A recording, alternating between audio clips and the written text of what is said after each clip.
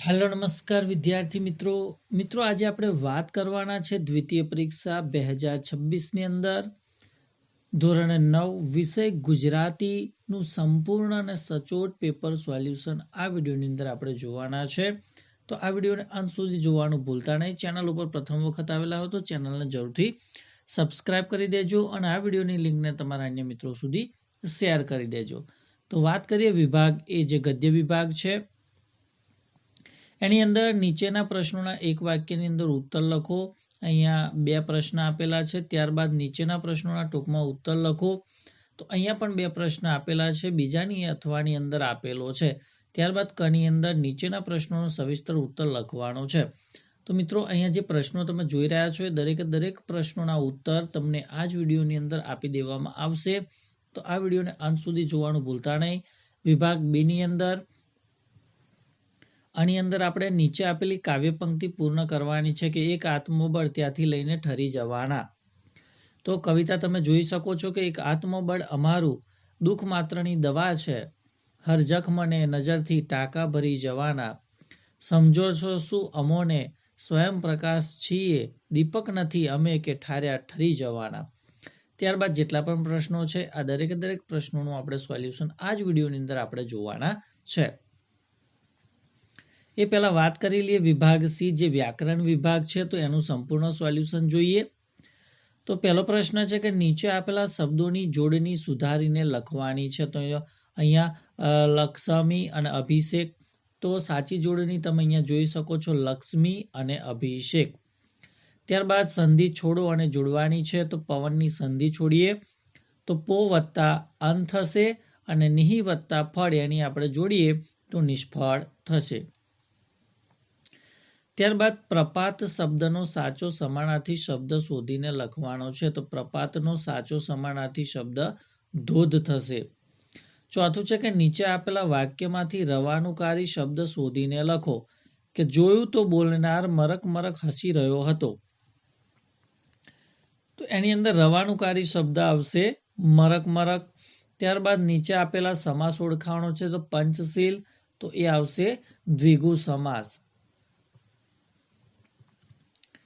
ત્યારબાદ છઠ્ઠો પ્રશ્ન કે સામયિક શબ્દમાં કયો પ્રત્યય લાગ્યો છે એ જણાવો. તો એ પર પ્રત્યય લાગેલો છે. સાતમું છે કે સંગ્રામ ખેલવો, આ રૂઢિપ્રયોગનો સાચો અર્થ શોધીને લખો. તો એનો સાચો અર્થ થશે લડાઈ લડવી.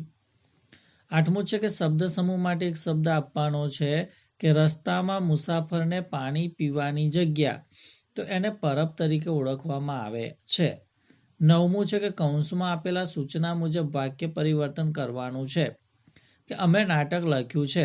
તો આ વાક્યને આપણે ભાવે વાક્યની અંદર ફેરવવાનું છે કે અમારાથી નાટક લખાયું છે.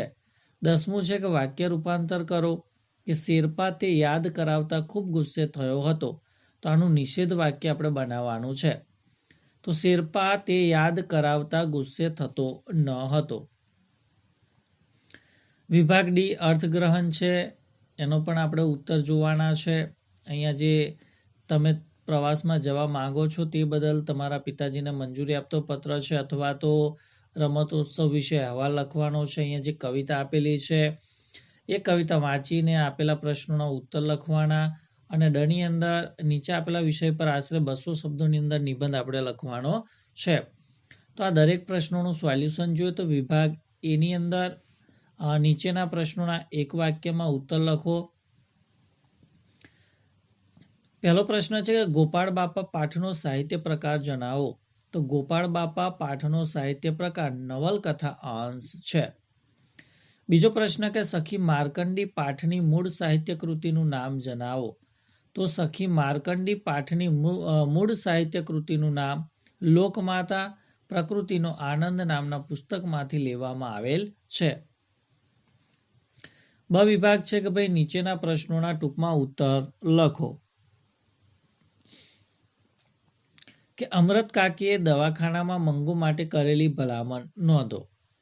તો અમરત કાકીએ દવાખાનામાં મંગુ માટે પરિચારિકાઓને આટલી ભલામણો કરી કે મંગુને મૂગા ઢોર જેટલું ભાન નથી, એ સૂકો રોટલો ખાતી નથી, સાંજે વાડુમાં રોટલો દૂધમાં ચોળીને આપજો, દૂધ ના હોય તો દાળમાં ચોળીને આપજો. એને દહીં બહુ ભાવે છે. દરરોજ તો ના બને, પણ બીજે ત્રીજે દાડે દહીં આપજો. એ માટે વધારાનો ખર્ચ થશે તે અમે આપીશું. જે એની ચાકરી કરતું હશે તેને પણ રાજી કરીશું. બીજો પ્રશ્ન કે ડૉક્ટર અને નર્સમાં માનવતા કેમ જાગી ઉઠી? તો ઓપરેશન કરીને અરુણિમાનો પગ કાપવો પડે તેમ હતું, પરંતુ બરેલી હોસ્પિટલમાં લોહીની કે એનેસ્થેસિયાની સગવડ ન હતી. એ જાણીને અરુણિમાએ ડૉક્ટરને કહ્યું કે સરજી, મારો પગ કપાયો, હું આખી રાત રેલવે ટ્રેક ઉપર પડી રહી, મેં ભયંકર વેદના સહન કરી, તો હવે તો તમે મારા ભલા માટે મારો પગ કાપશો ને? સહન કરી લઈશ. અરુણિમાની અડગતા જોઈને ડૉક્ટર અને નર્સમાં પણ માનવતા જાગી. ત્યારબાદ અથવાની અંદર પ્રશ્ન કે નાનજીભાઈ મહેતાના જીવનનો પંચશીલ સિદ્ધાંત જણાવો. તો સાદું ભોજન, સાદો પહેરવેશ, સાદું લખાણ, સાદી ભાષા અને ઉચ્ચ વિચારો. આ સિદ્ધાંતોને નાનજીભાઈએ પોતાના જીવનમાં સદાને માટે જાળવી રાખ્યા હતા. તેમને સામાન્ય જન, ગ્રામ સમાજ, મહિલાઓ, અસ્પૃશ્યતા નિવારણ, શિક્ષણ સંસ્થાઓ વગેરે માટે જે સત્કાર્યો કર્યા તેની પાછળ તેમના પંચશીલ સિદ્ધાંતો જ હતા. કણી અંદર નીચે આપેલા પ્રશ્નોનો સવિસ્તર ઉત્તર લખવાનો કે વાડીની લીલી દુનિયા વચ્ચે કેટલા જગત હોય છે. આ વાક્યની વાડી પરના વાલા પાઠના આધારે ચર્ચા કરો. તો એનો જવાબ પણ તમે અહીંયા જોઈ શકો છો. ત્યારબાદ અથવાની અંદર જે પ્રશ્ન છે કે કુદરતી એકાંકીનું શીર્ષક ચર્ચો, તેની ચર્ચા કરવાની છે. તો એનો જવાબ પણ તમે અહીંયા જોઈ શકો છો કે કુદરતી જે શીર્ષક આપેલું છે પાઠનું એ યોગ્ય છે કે નહીં. ત્યારબાદ વિભાગ બી કાવ્ય પંક્તિ આપણે આગળ પણ જોઈ ગયા છે, ફરી એકવાર જોઈ લખો. નીચે આપેલી કાવ્ય પંક્તિ પૂર્ણ કરવાની છે. ત્યારબાદ બ છે કે નીચેના પ્રશ્નોના ટૂંકમાં ઉત્તર લખવાના છે કે કવિને માતા પાસેથી શું મળે છે? તો કવિને માતા પાસેથી એની હુંફાળી ગોદ અને સૂતી વખતે માની સોળ મળે છે. માની હાજરીથી મોટી રાહત મળે છે.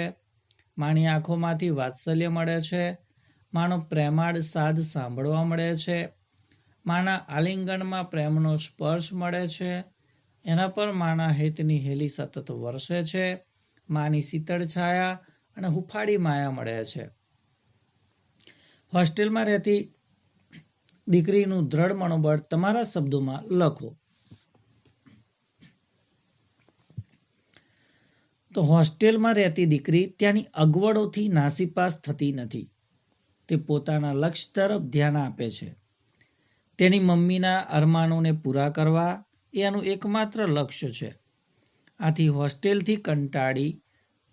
હોસ્ટેલની કાંટાળી જિંદગીમાં પણ લીલાછમ પાનની જેમ ખુશ રહે છે. આ તેનું દ્રઢ મનોબળ દર્શાવે છે કે મન હોય તો માળવે જવાય. એ કહેવતને એને જીવનમાં ઉતારી છે. અથવાની અંદર પ્રશ્ન કે સમુદ્ર બની જતી વખતની મરજીવિયાનો ઉત્સાહ તમારા શબ્દોમાં વર્ણવો. તો સમુદ્ર બની જવા માટે મરજીવિયાએ કમર કસી છે. તેઓ દ્રઢ નિશ્ચયી હતા. આથી એમણે ઉત્સાહથી ડગલા ભરતા સમુદ્ર તરફ પ્રયાણ કર્યું. એ વખતે એમની આંખોમાં તેજ હતું અને અંગે અંગમાં અથાક બળ હતું. નીચેના પ્રશ્નોના સવિસ્તર ઉત્તર લખો કે મારા સપનામાં આવ્યા હરિ. આ કાવ્યના આધારે હરિમિલનની ઝંખના તમારા શબ્દોમાં વર્ણવો. તો એનો જવાબ પણ તમે અહીંયા જોઈ શકો છો. એની અથવાની અંદર કે કૃષ્ણનું રૂપ મહાસુપકારી છે એમ કવિ શા માટે કહે છે? તો એનો જવાબ પણ તમે અહીંયા જોઈ શકો છો. ત્યારબાદ વિદ્યાર્થી મિત્રો આગળ આપણે વિભાગ ડીની વાત કરવાના છે કે નીચે આપેલી પંક્તિઓનો વિચાર વિસ્તાર કરો કે આવ નહીં આદર નહીં, નહીં નૈનો માને, તે ઘેર કદી નવ જઈએ ભલે કંચન વર્ષે મેં. તો એનો પણ જવાબ તમે અહીંયા નિહાળી શકો છો. એના અથવાની અંદર કે સજ્જન કેરા સંગથી ટળે બધા પરિતાપ, સીલ લાખ પર દાબતા ઉત્તમ ઉઠે છાપ. તો આ વિચાર વિસ્તાર પણ તમે અહીંયા જવાબ જોઈ શકો છો. ત્યારબાદ બની અંદર કે તમે પ્રવાસમાં જવા માંગો છો તે બદલ તમારા પિતાજીની મંજૂરી માંગતો પત્ર લખો. તો મિત્રો અહીંયા એક ડેમો તમને આપેલો છે. આ રીતે તમે પત્ર લખી શકો છો. બરાબર છે, આ પ્રમાણે તમારે લખવાનું છે. અથવાની અંદર કે તમારી શાળામાં તાજેતરમાં યોજાયેલ રમતોત્સવનો અહેવાલ 100 શબ્દોની અંદર લખવાનો છે. તો એ પણ તમે અહીંયા જોઈ શકો છો, એનો જવાબ પણ જોઈ શકો છો.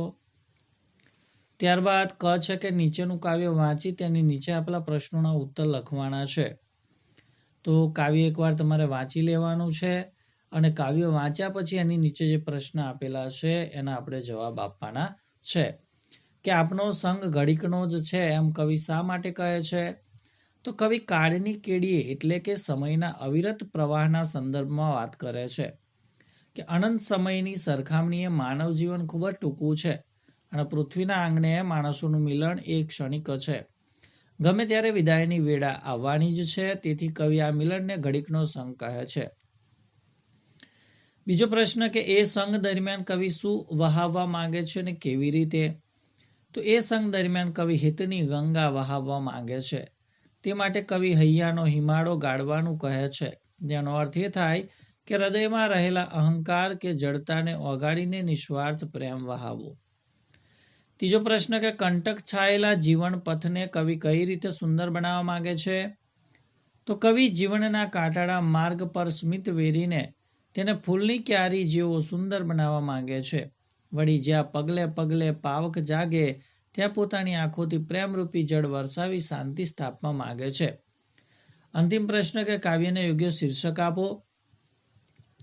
તો ઘડીક સંગ અથવા મિલન મેળો, આવા આપણે શીર્ષક આપી શકીએ છીએ. ત્યારબાદ ડ છે કે નીચે આપેલા વિષય પર આશરે 200 શબ્દોની અંદર નિબંધ લખવાનો છે અને એમાં પહેલો નિબંધ છે શ્રમનું ગૌરવ.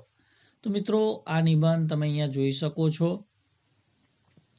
તો મિત્રો આ હતું ધોરણ 9 વિષય ગુજરાતી દ્વિતીય પરીક્ષાની અંદર ખૂબ જ ઉપયોગી થાય તેવા પ્રશ્નપત્રનું સંપૂર્ણ સોલ્યુશન આપણે આ વિડીયોની અંદર આપવાનો પ્રયત્ન કર્યો. તો મિત્રો એની અથવાની અંદર ચઢે પડે જીભ વડે જ માનવી, તો એનું પણ સોલ્યુશન નિહાળીએ. તો આ વિડીયો તમને ચોક્કસથી ગમ્યો જ હશે, તો વિડીયોને લાઈક કરી દેજો, શેર કરી દેજો અને બીજું કે તમે આપણી આ ચેનલ ઉપર જો પ્રથમ વખત આવેલા હોય તો ચેનલને જરૂરથી સબસ્ક્રાઈબ કરી દેજો અને ખાસ આ વિડીયોની લિંક તમારા અન્ય મિત્રો સુધી અવશ્ય શેર કરજો. Thank you. આભાર.